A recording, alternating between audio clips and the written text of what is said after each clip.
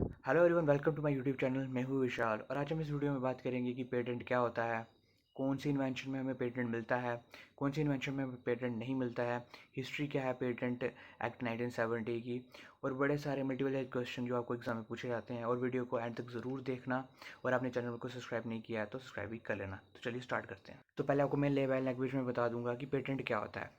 Patent वो होता है जब कोई हम इन्वेंशन करते हैं तो हमारी इन्वेंशन को सिर्फ हम ही यूज़ कर सकें, कोई और यूज़ ना कर सके, इसलिए हम उसको रजिस्टर करवाते हैं। जब हम रजिस्टर करवाते हैं गवर्नमेंट के अंदर तो हमें पेटेंट मिलता है।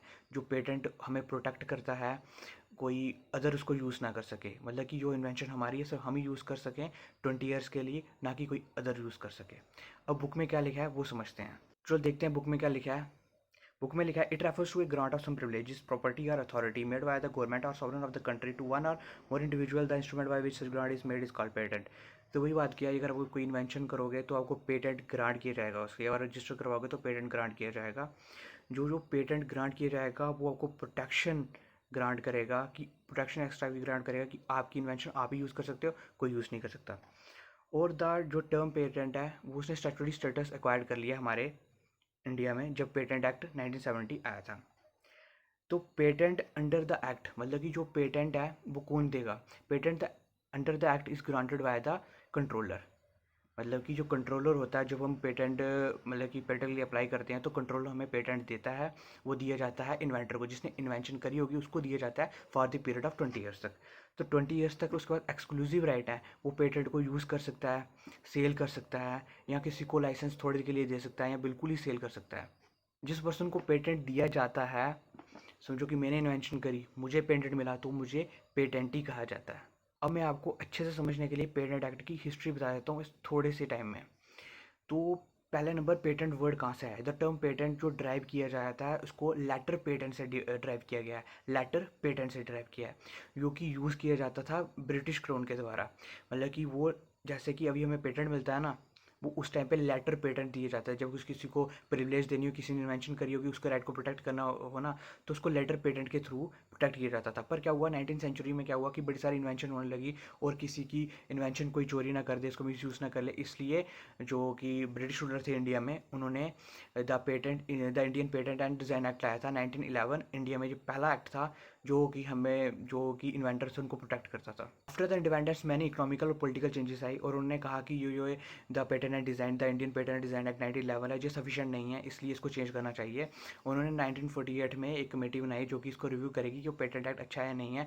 तो उसके बाद उन्हें चेंजेस लाने के लिए ये 1953 में ये पार्लियामेंट में ला दिया कि इसको चेंज किया जाए। तो 53 में लैप्स हो गया। उसके बाद 65 में ये फिर दोबारा आया कि मतलब कि लोकसभा राज्यसभा में पास होने के लिए आया कि इसको हम चेंज करेंगे, न्यू एक्ट बनाएंगे, पर ये नहीं हो सका। पर एट लास्ट 19 अक्टूबर 1970 में ये एक्ट पास हो जाता है, तो हमें न्यू एक्ट मिलता है द पेटेंट एक्ट 1970। उसके बारे में हम अच्छे से पढ़ेंगे। पेटेंट तो मैंने आपको बता दिया क्या होता है, कि वो पेटेंट वो चीज़ होती है जब हम कोई इन्वेंशन करते हैं उसको प्रोटेक्ट करने के लिए हमें गवर्नमेंट देती है कि ये सिर्फ आप ही यूज़ कर सकते हो और कोई यूज़ नहीं करेगा। जो पेटेंट प्रोवाइड करती है हमारे इन्वेंशन को। Patent A form of property, जो पेटेंट होता है एक टाइप की प्रॉपर्टी होती है जिसको हम सेल भी कर सकते हैं, किसी को थोड़ी देर के लिए लाइसेंस ग्रांट भी कर सकते हैं, और उसका आप खुद भी यूज़ कर सकते हैं। तो वही बात करता है कि पेटेंट एक फॉर्म ऑफ प्रॉपर्टी होती है। जो ओनर होता है पेटेंट का, जैसे पेटेंट ही होता है, उसके पास पूरा राइट हो सकता है, पेटेंट को वैसे यूज़ कर सकता है, लाइसेंस ऐसे ग्रांट कर सकता है जैसे कि उसकी कोई मूवेबल प्रॉपर्टी हो। जैसे कि जब वो किसी को लाइसेंस ग्रांट करेगा या सेल करेगा या असाइन करेगा किसी को पेटेंट, तो उसके बदले में थोड़ी वैल्यूबल कंसंट्रेशन भी लेगा, मतलब कि उससे थोड़े बहुत पैसे भी लेगा, मतलब कि फ्री में ग्रांट नहीं करेगा। अब बात करते हैं कि ऑब्जेक्ट क्या था, पेटेंट लॉ लाने का ऑब्जेक्ट क्या था। मेन ऑब्जेक्ट यही था कि जो भी इन्वेंटर होते हैं उनको इंटरेस्ट को प्रोटेक्ट करना, कि उनकी इन्वेंशन वही यूज़ कर सकें और कोई यूज़ ना कर सके। समझो कि मैंने इन्वेंशन करी और कोई और उसका बंदा मेरे की कॉपी करके यूज़ कर रहा है, पैसे वो कमा रहा है, इन्वेंशन मेरी करी, तो फिर नुकसान में मैं रहूँगा ना, तो क्या फ़ायदा इन्वेंशन करने का। इसलिए ये पेटेंट लॉ लाया गया है कि जो इन्वेंशन करता है उसको ही फ़ायदा मिले कुछ पीरियड ऑफ टाइम के लिए, जैसे कि 20 ईयर्स के लिए मुझे फ़ायदा मिलेगा, उसके बाद ये जनरल पब्लिक भी यूज़ कर सकती है। जो ऑब्जेक्ट था पेटेंट लॉ का वो अच्छे से बताया गया है Vishwanath Prasad Rajesh Shyam versus Hindustan metal industry. इस केस में ये बताया गया है कि ऑब्जेक्ट क्या है ये पेटेंट लॉ लाने का। उन्हें बताया गया है, इस केस में सुप्रीम कोर्ट ने बताया था कि जो पेटेंट लॉ इसलिए लाया गया है कि इनकरेज करने के लिए scientific research, new technology, industrial progress जो कि रुक गई थी, इसलिए कि वो ज़्यादा हो, तब कि पीपल को एश्योरेंस दिया जाए कि आपकी इन्वेंशन कोई और यूज़ नहीं कर सकता, सिर्फ आप ही यूज़ कर सकते हो। तो इसलिए उसको ये मेन मोटिव था कि पेटेंट लॉ लाया जाए। सेकंड था कि इसमें ये बताया गया है कि सेकंड ऑब्जेक्टिव ये था कि patent law is grant only, मतलब कि ये सिर्फ ग्रांट किया जाएगा सिर्फ 20 साल के लिए। 20 साल के लिए मैंने इन्वेंशन करी, सिर्फ मेरे को ग्रांट किया जाएगा, उसके बाद जनरल पब्लिक इसको यूज़ कर सकती है। सुप्रीम कोर्ट ने ये भी कहा था कि जो कि इन्वेंशन होगी, या समझो कि कोई इन्वेंशन हुई है पहले की, तो मैं उसको री इन्वेंट कर दूँ, समझो कि कहीं पाकिस्तान में या इंग्लैंड में या अमेरिका में इन्वेंशन ऑलरेडी हो चुकी है, मैं उसको इधर इंडिया में इन्वेंट कर दूँ, तो क्या वो इन्वेंशन मानी जाएगा?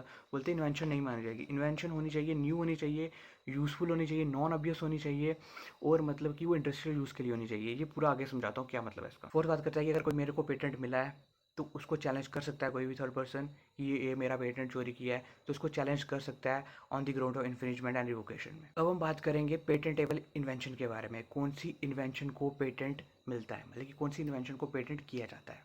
इन्वेंशन को पेटेंट करने के लिए 4 चीज़ों का ध्यान रखना बड़ा ज़रूरी है कि इन्वेंशन न्यू होनी चाहिए, यूज़फुल होनी चाहिए, नॉन ऑब्वियस होनी चाहिए, और कैपेबल ऑफ इंडस्ट्रियल यूज़ होनी चाहिए।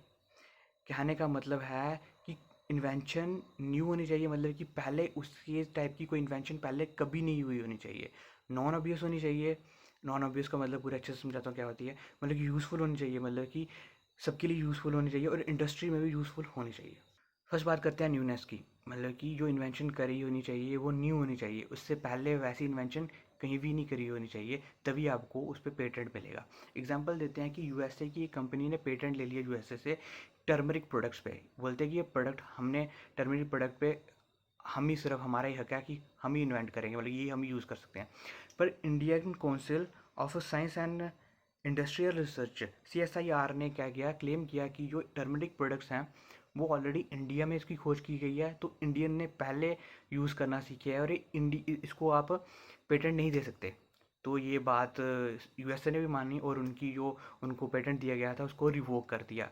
तो कहने का मतलब है कि जो पेटेंट आपको मिलता है इन्वेंशन पे तभी मिलेगा जब इन्वेंशन आपकी बिल्कुल न्यू हो। लेकिन बात करते हैं यूज़फुल की, मतलब कि अगर आपकी इन्वेंशन न्यू होगी, नॉन ऑब्वियस होगी, इंडस्ट्रियल यूज़ के लिए भी होगी, बट अगर आप उसको, आपके लिए यूज़फुल नहीं होगी, तो उसको पेटेंट नहीं मिलेगा। मतलब कि इन्वेंशन पेटेंट वही होगी जो आपको, आपके लिए यूज़फुल होगी, हम सबके लिए यूज़फुल होगी। थर्ड बात करता है नॉन ऑब्वियसनेस की, मतलब कि जो पर्सन उसको इन्वेंट करेगा ना वो उसमें मास्टर नहीं होना चाहिए। एग्जांपल देता हूँ कि नॉन ऑब्वियस, जैसे कि कोई कारपेंटरी इन्वेंशन करेगा, कोई कारपेंटर करेगा, कारपेंटरी इन्वेंशन करेगा, कारपेंटर होगा, कारपेंटरी इन्वेंशन करेगा, तो वो ऑब्वियस कहलाएगी, क्योंकि वो ऑब्वियस है, वो कर सकता है इन्वेंशन, तो उसको पेटेंट नहीं करवाएंगे क्योंकि वो ऑब्वियस है। मतलब कि इन्वेंशन को नॉन ऑब्वियस होना बड़ा ज़रूरी है। नॉन ऑब्वियस का मतलब कि कोई भी लेमैन, कोई ऑर्डिनरी पर्सन कारपेंटरी इन्वेंशन कर देता है तो वो नॉन ऑब्वियस माना जाता है, मतलब कि उसने अमेजिंग काम किया है, तो उसको अंदर उसको पेटेंट मिल सकता है। और बात करिए कैपेबल ऑफ इंडस्ट्रियल एप्लीकेशन, बात करता है कि जो इन्वेंशन बनाए, मतलब कि इन्वेंशन वो होनी चाहिए, उसको पेटेंट तभी मिलेगा तो इंडस्ट्री में यूज़ होने लायक होनी चाहिए। अब हम बात करेंगे कुछ एक्सेप्शन के बारे में। कुछ ऐसी इन्वेंशंस होती हैं वो न्यू भी होती हैं, नॉन ऑब्वियस भी होती हैं, यूज़फुल भी होती हैं, इंडस्ट्रियल यूज़ के लिए भी आ जाती हैं वो, पर फिर भी उनको हम पेटेंट नहीं दे सकते। तो बात करते हैं कौन कौन सी इन्वेंशंस होती हैं। पहली इन्वेंशन होती है जो those invention which are harmful for public, human beings के लिए, एनिमल्स के लिए। कोई इन्वेंशन ऐसी होगी जो कि हार्मफुल होगी एनिमल्स के लिए, प्लांट्स के लिए, ह्यूमन बींग्स के लिए, इन्वायरमेंट के लिए, तो उन इन्वेंशन को पेटेंट नहीं मिल सकता। मतलब ये एक्सेप्शन के अंडर आता है कि इन इन्वेंशन को पेटेंट नहीं किया जाता। सेकंड बात करता है कि new method of agriculture and horticulture, मतलब कि नए मेथड हॉर्टिकल्चर एग्रीकल्चर को पेटेंट नहीं कर सकते। क्यों नहीं कर सकते? समझो कि मैंने न्यू मेथड अपनाया एग्रीकल्चर का, हॉर्टिकल्चर का, उसको पेटेंट करवा लिया, तो वो मेथड सर मैं यूज़ कर सकता हूँ, ऑल ओवर इंडिया कोई यूज़ नहीं करेगा मेरी परमिशन के बिना, तो फिर क्या नुकसान होगा ना पूरे ऑल ओवर इंडिया को। इसलिए उन्होंने कहा है कि जो मेथड होंगे, न्यू मेथड इन्वेंट होंगे एग्रीकल्चर हॉर्टिकल्चर के, वो पेटेंट नहीं करवाए जा सकते। थर्ड बात करते हैं कि उसने कहा कि the process of treatment of human being, जैसे कि treatment of human beings, animals, plants, या किसी का भी ट्रीटमेंट को हम पेटेंट नहीं करवा सकते। जैसे कि अगर समझो कि मेरे को प्रोसेस आता है ट्रीटमेंट का, मैंने पेटेंट करवा लिया, मैं इधर कटरा में बैठा हूँ, तो इंसान बीमार पड़ गया, उसको मेरी ज़रूरत है दिल्ली में, तो वो क्या मेरे इधर आएगा? इसलिए ये प्रोसेस ऑफ ट्रीटमेंट को भी पेटेंट नहीं मिलता है। और बड़े सारे जैसे एटॉमिक एनर्जी के इन्वेंशन को भी पेटेंट नहीं मिलेगा। Invention must be disclose fully, कहने का मतलब कि जो इन्वेंटर होता है, जो वो इन्वेंशन करेगा तो उसको पेटेंट करवाने जाएगा तो पूरी डिस्क्लोज़ करेगा कि क्या-क्या फ़ीचर हैं, पूरी डिस्क्लोज़ करेगा। जबकि उसका 20 ईयर पीरियड पे उसको यूज़ कर लिया उसने, अपने 20 साल की पेटेंट उसको मिल गया। तो आफ्टर दैट को सारे अच्छे से यूज़ कर सके, जनरल पब्लिक भी यूज़ कर सके। इसलिए बहुत इंपॉर्टेंट है कि वो डिस्क्लोज़ करेगा फुल्ली कि पेटेंट जो इन्वेंशन करवाई है इसको कैसे यूज़ करते हैं एंड ऑल। अगर वो डिस्क्लोज़ करने में फेल हो जाता है तो उस इन्वेंशन को पेटेंट नहीं किया जा सकता। एक पॉइंट मिला मुझे बुक में, बहुत इंपॉर्टेंट है, इसके शायद इतने रिलेटेड नहीं होगा पेटेंट के, कि इन्वेंशन और डिस्कवरी में डिफरेंस क्या होता है। बहुत ही छोटा सा डिफरेंस है, बट डिफरेंस ज़रूर होता है, ये दोनों सेम नहीं होती। इन्वेंशन क्या होती है और डिस्कवरी क्या होती है? डिस्कवरी होती है जो ऑलरेडी एग्जिस्ट चीज़ होती है, जो ऑलरेडी एग्जिस्ट करती है अर्थ पे, और हम उसे ढूंढते हैं। जब हम उसे ढूंढेंगे तो डिस्कवरी कहलाया जाएगा। पर on the other hand invention वो होती है जो हम खुद बनाते हैं, खुद अपना माइंड यूज़ करके या प्रोडक्ट यूज़ करके खुद बनाते हैं ना अपने हाथों से, या हम खुद बनाते हैं। जो किसको हम अपने हाथों से बनाएंगे वो इन्वेंशन होगा। जैसे कि इन्वेंशन ऑफ बल्ब हो गई, मोबाइल फ़ोन्स हो गई, या किसी भी चीज़ की वो इन्वेंशन हुई। डिस्कवरी हो गई, कोई स्टोन को डिस्कवर कर लिया, वो डिस्कवरी वो हुई कि सिर्फ ढूंढना है। डिस्कवरी सिर्फ ढूंढना, डिस्कवर करना। इन्वेंशन होता है कि खुद बनाना, अपने हाथों से खुद बनाओगे तो वो इन्वेंशन कराया जाएगा। तो ये बेसिक डिफरेंस इन दोनों के बीच में, जो कि बड़ा ज़रूरी है। अब शायद आपको समझ आ ही गया होगा कि कौन सी इन्वेंशंस होती हैं उनको हम पेटेंट करवा सकते हैं, मतलब कि उनको कहा जाता है कि पेटेंटेबल इन्वेंशंस। कौन सी इन्वेंशन होती है, छोटा सा से अच्छे से समझ लीजिए। वो इन्वेंशन जो कि यूज़फुल होंगी, न्यू होंगी, नॉन ऑब्वियस होंगी और इंडस्ट्रियल यूज़ के लिए हो सकती हैं। बट हम कुछ ऐसी इन्वेंशन के बारे में बात करते हैं, वो एक्ट के अकॉर्डिंग बात करें कि सेक्शन 3 और सेक्शन 4 है इंडियन पेटेंट एक्ट 1917 का 70 का, वो जो बताता है कि कौन सी इन्वेंशंस हैं जो हम पेटेंट नहीं करवा सकते। ये बहुत ज़्यादा लिस्ट बताता है, 15 की लिस्ट बताता है, कि हम कुछ थोड़े भी पढ़ते हैं। उसमें लिखा है जो एनी इन्वेंशन, फर्स्ट बात करता है an invention which is frivolous और विच क्लेम्स एनीथिंग ऑब्वियस, मतलब कि जो इन्वेंशन बेकार होगी तो उसको पेटेंट नहीं करवा सकते। An invention the primary intended use और कमर्शियल एक्सप्लोइटेशन कॉन्ट्ररी टू, मतलब कि वो ऐसी इन्वेंशन जो वैसे पहले बताया कि ह्यूमन, एनिमल्स और लाइफ को हार्म करेगी, तो इन्वेंशन को हम पेटेंट नहीं करवा सकते। The mere discovery of scientific principle, हाँ, the mere discovery of new forms of निप्सन, मतलब कि कोई न्यू फॉर्म में डिस्कवरी कर ली पर वो ऑलरेडी पहले एग्जिस्ट करता है तो उसको इन्वेंशन नहीं मिलती। नेक्स्ट बात करता है the method of agriculture horticulture, जो मैंने आपको पहले बताया। Literary, dramatic, musical, artistic work को हम नहीं करवा सकते patent. The presentation of information को भी नहीं करा सकते। और इसके बाद मतलब कि जो ट्रेडिशनल नॉलेज में होती है उसको भी नहीं करवा सकते। मतलब कि अब जितनी अवकलन होती है कर लेना, मतलब इतनी ज़्यादा इंपॉर्टेंट नहीं है, 5-6 जैसे रीड कर लेना। सेक्शन 4 ऑफ पेटेंट एक्ट बताती है कि इन्वेंशन जो रिलेटेड होती है एटॉमिक एनर्जी के, वो हम पेटेंट नहीं कर सकते। मतलब कि कोई एटॉमिक एनर्जी की इन्वेंशन हुई है तो उसको हम पेटेंट नहीं करवा सकते। अब वीडियो के एंड में हम बात करेंगे कुछ ऐसे क्वेश्चन के बारे में जो आपको मल्टीपल चॉइस क्वेश्चन में पूछे जा सकते हैं।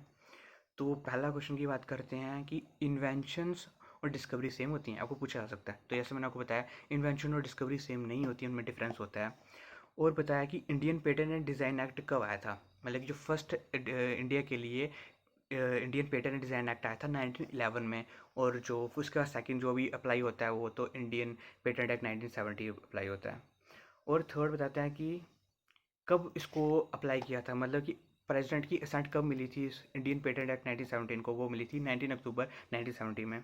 क्वेश्चन की बात करते हैं तो आपको पूछा जा सकता है कि पेटेंट्स ऑफ एडिशन, मतलब कि पेटेंट्स ऑफ एडिशन के लिए आप अप्लाई कर सकते हैं पेटेंट के बिना, मतलब कि आपने पेटेंट के लिए अप्लाई किया तो उससे पहले पेटेंट ऑफ एडिशन के लिए अप्लाई कर सकते हो, नहीं कर सकते हो। एग्जांपल है, पेटेंट ऑफ एडिशन का मतलब होता है कि आपने पेटेंट करवाया या अप्लाई किया या पेटेंट करवा लिया आपने, तो आपको उसमें कोई एडिशन करवानी है, आपको कुछ न्यू आपने डिस्कवर किया, तो वो आप पेटेंट पहले पेटेंट करोगे फिर ही करोगे ना, तो इसका आंसर सीधे न्यू लिख देना। और आपको पूछा जा सकता है पेटेंट 20 ईयर्स के लिए होता है पहले, फिर उसके बाद वो जनरल पब्लिक के लिए होता है, उसके ज़्यादा ईयर्स के लिए नहीं होता है वो। अगर आप उसको मतलब कि चैलेंज करना चाहते हो तो वो भी चैलेंज भी कर सकते हो, ये भी पूछा जा सकता है। और इसमें इतने ही क्वेश्चन मिले। और आपको वीडियो अच्छी लगी हो तो चैनल को सब्सक्राइब कर देना, वीडियो को लाइक कर देना और अपने दोस्तों के साथ शेयर भी कर देना। मैं ऐसी वीडियोज़ हर हफ्ते लेके आता रहता हूँ। अगर आपको कोई भी वीडियो किसी भी टॉपिक पे चाहिए आप कमेंट करके नीचे बताइए। खुश रहिए, घर पे रहिए, सबका ख्याल रखिए, अपना भी ख्याल रखिए। Till then good night, take care.